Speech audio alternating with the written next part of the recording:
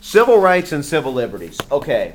In nation states, you've got political freedoms and you've got civil rights. Political freedoms are basically going to be First Amendment things. Things like freedom of religion, or things like freedom of speech, or things like freedom of assembly, these kinds of things. Civil rights are going to be dealing with equal treatment. So, Linda, you might be a certain gender or a certain ethnicity. Ellie, you might be a certain gender or a certain ethnicity. Kazra, you might be a certain gender or a certain ethnicity. And Katie, you might be as well. But bottom line is that y'all are all going to be treated the same by the law. So, political freedoms are going to be dealing with voting, religion, speech, assembly, guns. Civil rights are going to be dealing with equal treatment regardless of race or color or ethnicity or religion or disability, any of those kinds of things. So that's what we're looking at there. So liberties and political freedoms are basically the same?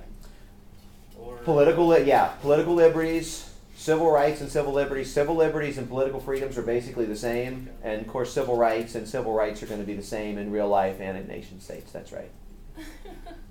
Yeah, go ahead, Kevin. Do you know about Janet Reno versus ACLU? No. Okay. No, I wouldn't worry so much about that one. Going back through those examples when we're talking about those different religions, just to wrap that up, we talked about the blue laws. Folks, I am so sorry. It's room 118. Room 118. Until 1. It is 118, but I'll stay longer. We've got time. We got plenty of time.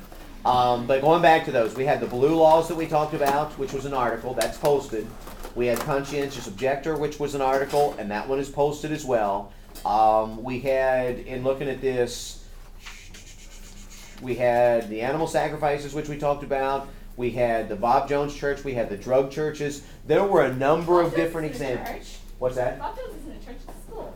Okay, thank you. So anyway, with this in mind, you kind of get a sense of what it was that we were looking for on these, and you can kind of see that sometimes they're allowed, and then sometimes they aren't. I am so sorry. I don't know why I was thinking 134. But anyway, what other questions have y'all got? Because I got most of this filmed anyway, so if you're interested in seeing it. Go ahead, Mohammed. petticoat provision? Petticoat provision. What state was that? No, it was Wyoming. My ex-home state of Wyoming. Wyoming is actually the first state in the country that gave women the right to vote. And the petticoat provision is actually dealing with the idea, petticoat being a woman's garment. Basically, they're saying if we're going to give women the right to vote, well, why don't we just do other things? But that's basically what it was. Wyoming was a pretty stubborn state. And they pretty much said, you know, you let us allow who we want to vote, or we don't even want to be part of your frickin' union. And ultimately, the federal government relented, and then this is an example of one of those amendments or one of those policies that were local that became national law. And this, again, occurred right after World War I. Women officially got the right to vote, and it was in at least partial measure because Wyoming started that. Yes? Does that have anything to do with this other thing that we were talking about where, like, they wanted to give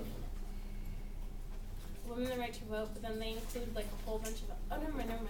It's a different. Okay, It was gotcha. like the equality something that made women just as equal as men. Yeah, that would have been the next thing we would have gotten to. I'm talking about Title IX and things like this, the Civil Rights Act, and basically they added women in there when they were dealing with racial issues because they're like, well, if we're going to give racial issues the same treatment, then we need to just give women, but we really don't think that, and they added that amendment so it would be failed actually. What other questions have y'all got in reference to speech or anything at all? Anything at all? Protected characteristics. What's that?